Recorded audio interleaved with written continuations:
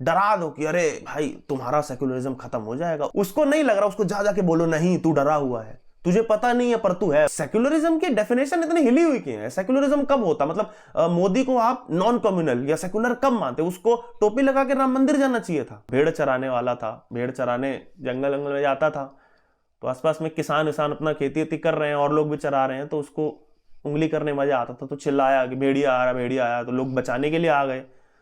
तो आए तो हंस दिया सब पे, अरे मजाक कर रहा था। एक बार हो गया, दो बार हो गया, तीन बार हो गया, एक दिन सचमुच में भेड़ियों का झुंड आया, वो चिल्लाता रह गया, कोई नहीं आया। उसी प्रकार ये जो एक बोकड़ों का धड़ा, ये जो हत्याएं कराते हैं ना सेकुलरिज्म की, डेमोक्रेसी की, संविधान की, ईश्वर ना करे इस देश में कभी संविधान की, सेकुलरिज्म की या लोकतंत्र की हत्या हुई ना, तुम्हारी बातें मानने वाला, तुम्हें कोई बचाने वाला नहीं मिलेगा। नमस्ते दोस्तों, हाल ही में नवनिर्मित राम मंदिर में रामलला की प्राण प्रतिष्ठा हुई। प्रधानमंत्री से लेकर बड़े बड़े उद्योगपति, फिल्मी सितारों के साथ साथ हजारों लोग वहां पे पहुंचे।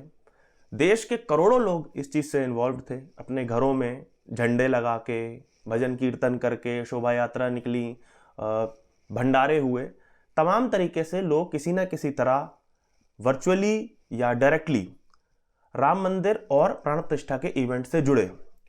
अब जब इतना बड़ा ये समारोह हुआ था तो कुछ लोगों से अपेक्षित था कि उन्हें मिर्ची लगेगी या बुरा लगेगा या जो भी, कुल मिला के एक धड़ा है हमारे देश में जिसे एक पीड़ा हो जाती है जब बहुसंख्यक आबादी का कोई भी ऐसा इवेंट होता है। लिबरल गिरोह, वोकड़ा गिरोह, जो भी उसे कहें, उनसे थोड़ा बहुत तो अपेक्षित था, उनसे आशा थी कि उन्हें पीड़ा होगी या किस तरीके से उनकी वो पीड़ा निकलेगी, लेकिन जिस तरह वो निकली इतना अपेक्षित नहीं था।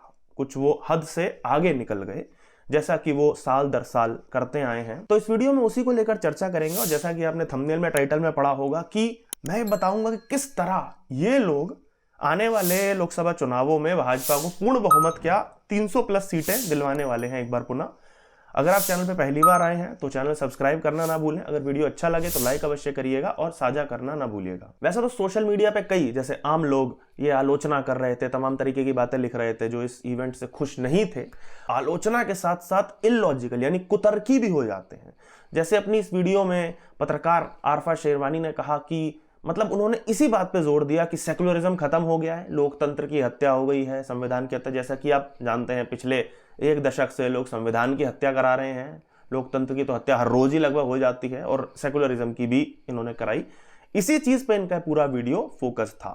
इन्होंने एक मूल जो बात कही, जो आलोचना के साथ साथ, इमोशनल होने के साथ साथ आदमी कुतर्की जब हो जाता है, वो इस वीडियो में देखने को मिला कि उन्होंने कहा कि सेकुलरिज्म की हत्या हो गई है। और ऐसा भी कई जगह लिखा जा रहा था कि this is the last day, कि 22 जनवरी जो था वो लास्ट डे है, आज के बाद सेकुलरिज्म नहीं रहेगा।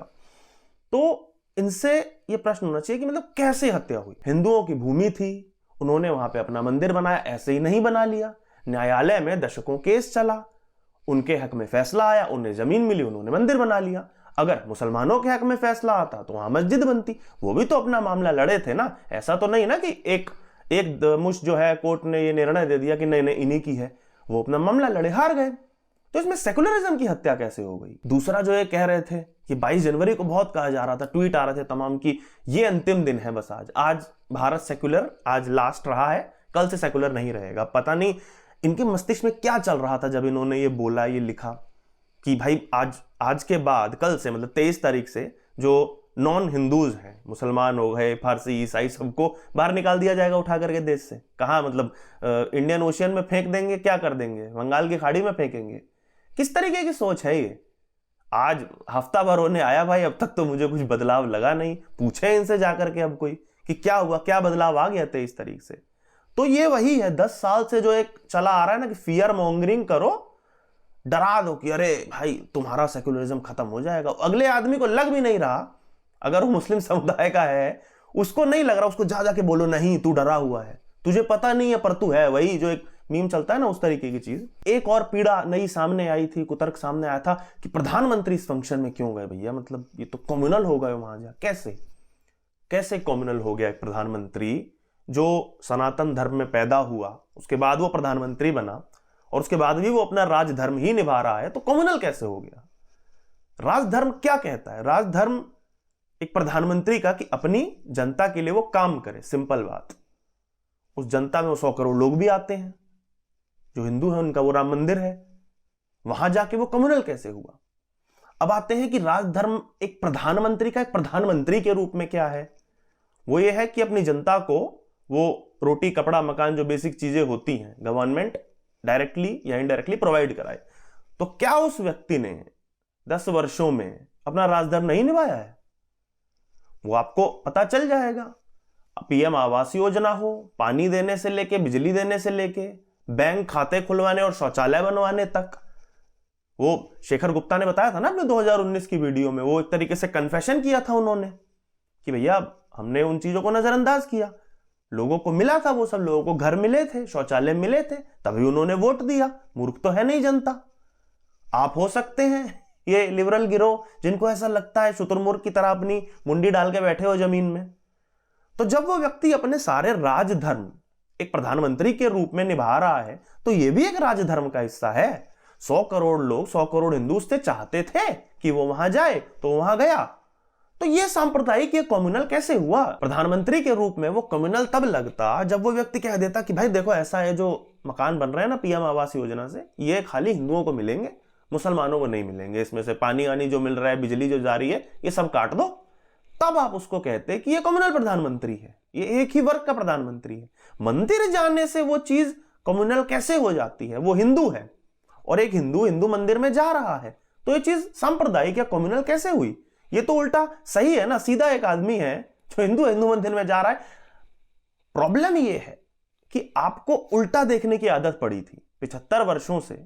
एक धड़ा जो था नेताओं का, जो हिंदू होते हुए टोपी पहन पहन के दिखाते थे, मतलब इफ्तारी में नमाज की मुद्रा में बैठ जा रहे हो। भाई तुमको पढ़नी आती है नहीं ना, तो क्यों आप नमाज की मुद्रा में बैठ गए?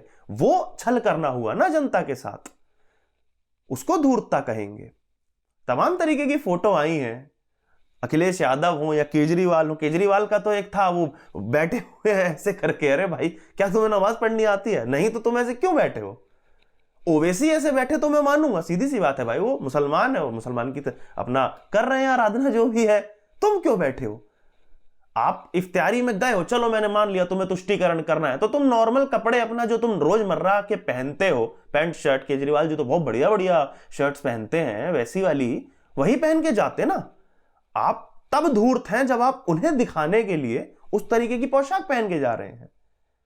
तो सेक्युलरिज्म की डेफिनेशन इतनी हिली हुई क्यों है? सेक्युलरिज्म कब होता? मतलब मोदी को आप नॉन कम्युनल या सेक्युलर कब मानते? उसको टोपी लगा के राम मंदिर जाना चाहिए था। मतलब इतने ही फंडे हिले हुए तो यही करो ना, टोपी लगा के मंदिर जाओगे, या अपना नारियल लेके दूध चढ़ाने मस्जिद जाएं, गुरुद्वारे में कैंडल जलाएं। इतने फंडे आपके हिल गए हैं भैया, औरों के नहीं हिले। अब वही है ना, इसके लिए कहावत है कि भैया गू खाने की आदत पड़ी हो अगर, तो अब नॉर्मल रोटी दे दोगे तो वो अजीब ही लगेगी। तो वही हो रहा है ऐसे लोगों के साथ। तो ये जो एक कथित आरोप लगा था कि 140 करोड़ के प्रधानमंत्री नहीं लगे, वो आरफा ने अपनी वीडियो में कहा था कि वो जजमान की भांति सब कुछ कर रहे थे, वो 140 करोड़ के प्रधानमंत्री नहीं लगे। तो ये बेबुनियादी बात ना करें। राजधर्म वो व्यक्ति निभा रहा है, उन्हीं 140 करोड़ का राजधर्म जो निभा रहा है, वो भी उस राजधर्म का हिस्सा था जो कि उसने किया। तो ये भी एक कुतर्क था जो आपका ध्वस्त ऐसे ही हो जा रहा है, और ये भी एक तरह से भाजपा को सहायता ही करेगा, जैसा कि मैंने वीडियो के डिस्क्रिप्शन में इसके टाइटल में ही लिखा है कि आप लोग सहायता ही कर रहे हैं ये कुतर्की बातें करके। एक और नया ये क्या आया था कि ये आरएसएस और भाजपा का इवेंट था, उन्होंने इसको सबसे अलग कर दिया। बोले नहीं नहीं, राम मंदिर थोड़ी है, ये राम का इवेंट नहीं था, भाजपा आरएसएस का। तो इस पर ये प्रश्न आप अपने आप से पूछें और आप विपक्ष से पूछें अपने खास तौर पर कि किसने बनाया इसे आरएसएस भाजपा का इवेंट? अगर ये था भी तो आपके ही लॉजिक से मैं चलता हूं, आरएसएस भाजपा का इवेंट था, किसने बनाया?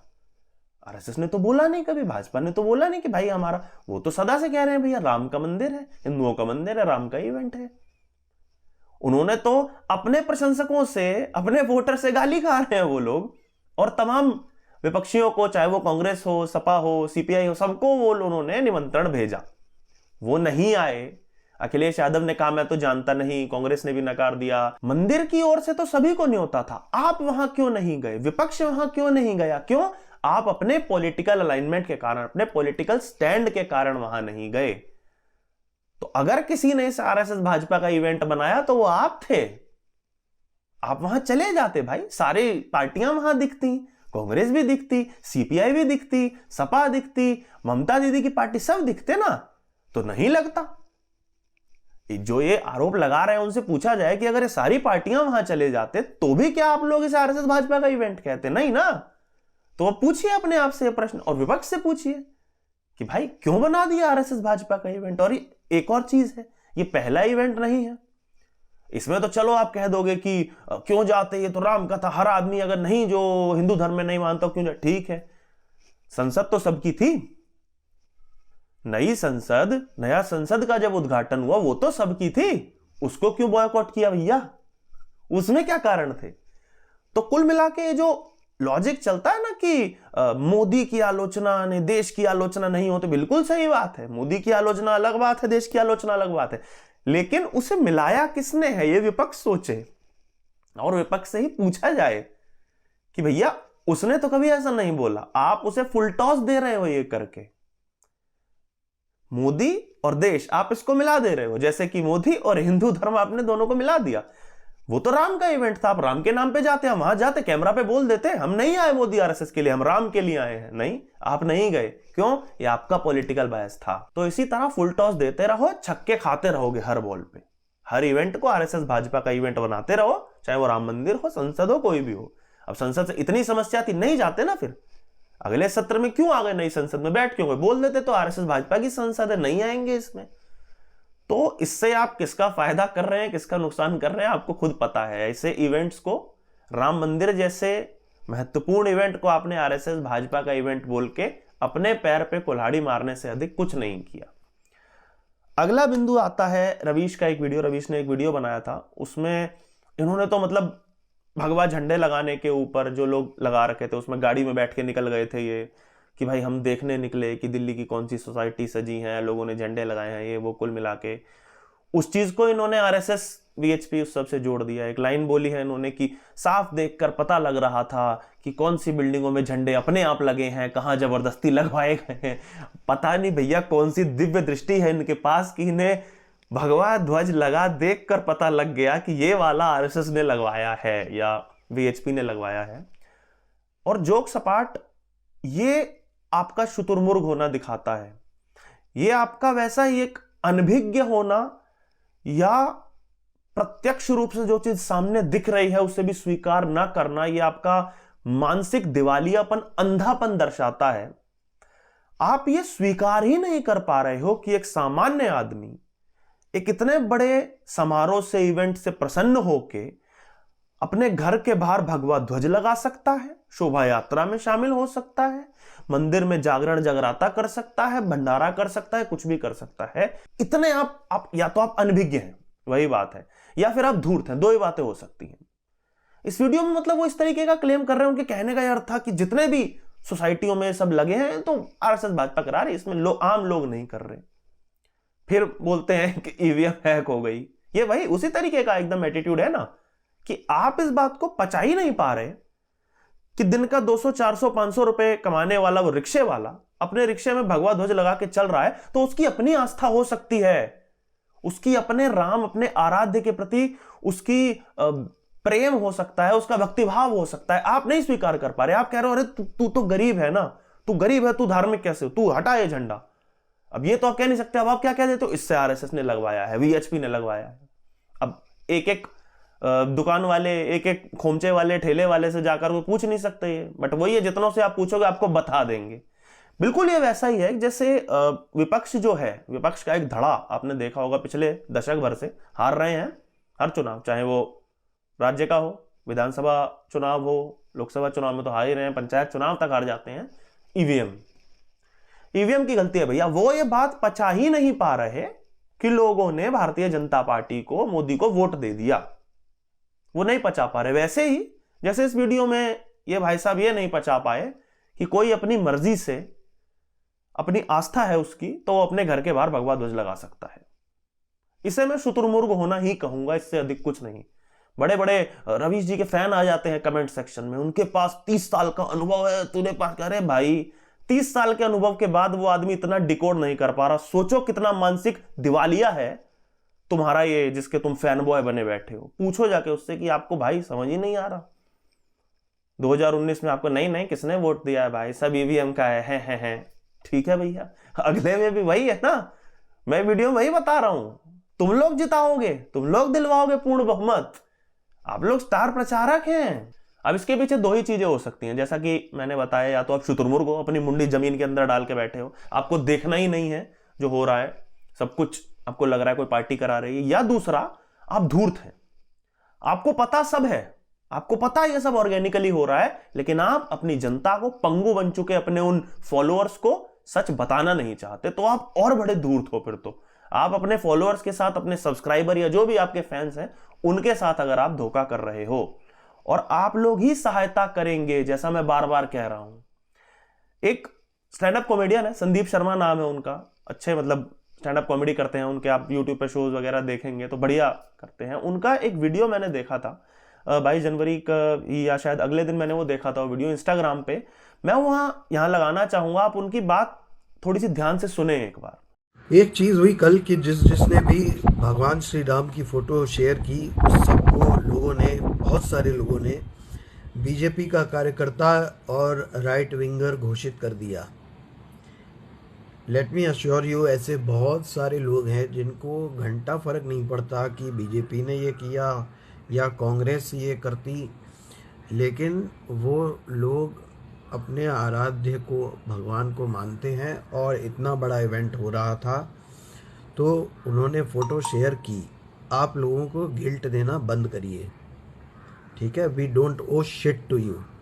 और ऐसे बहुत सारे लोग हैं जो बीजेपी सपोर्टर नहीं हैं, जिनको आप अपनी इस बकचोदी से बीजेपी सपोर्टर बना दोगे।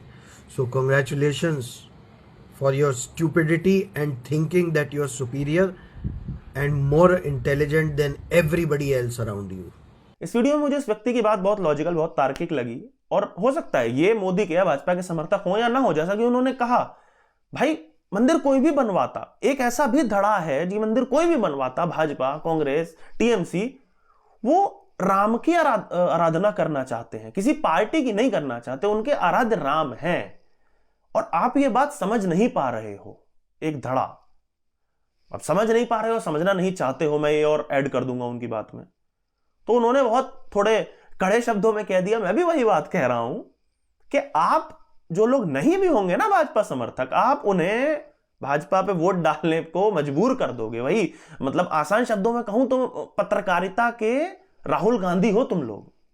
जैसे वो व्यक्ति, उनके लिए कहा जाता है कि मोदी और भाजपा तो है, वो तुमको कहते हैं कि भाई हमारे लिए बटन दबाना, वो कन्विंस करते हैं ना कि हमारे कमल का बटन दबाना। राहुल गांधी आपको मतलब एंश्योर कर देते हैं कि तुम कमल पे बटन दबाओ।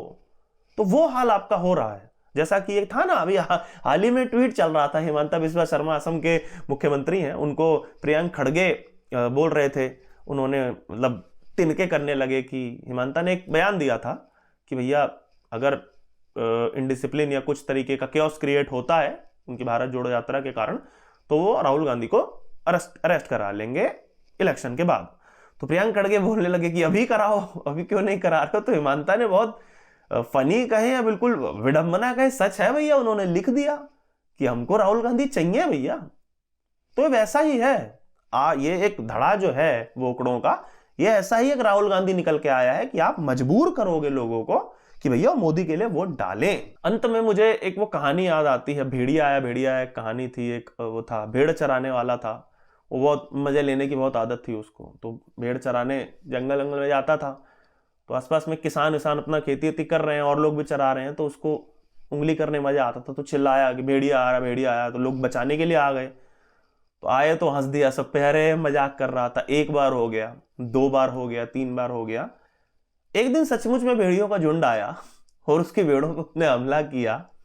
वो चिल्लाता रह गया, कोई नहीं आया। उसी प्रकार ये जो एक बोकड़ों का धड़ा, ये जो दिन में 3 बार, सुबह दोपहर शाम, जैसे आदमी गैस की गोली लेता होगा वैसे हत्याएं कराते हैं ना, सेकुलरिज्म की, डेमोक्रेसी की, संविधान की। देखिएगा और सोचिएगा इस विषय में। ये बोल के पहली बात तो अपनी क्रेडिबिलिटी आप गिरा ही रहे हो। वही भेड़िया आया कहानी तुम्हारे साथ बनने वाली है कि अगर ईश्वर ना करे इस देश में कभी संविधान की, सेकुलरिज्म की या लोकतंत्र की हत्या हुई ना, तुम्हारी बातें मानने वाला, तुम्हें कोई बचाने वाला नहीं मिलेगा, ये याद रखना। अगर आपको वीडियो अच्छा लगा हो तो लाइक अवश्य करें। इस विषय में आपके क्या विचार हैं कमेंट में बताना ना भूलें।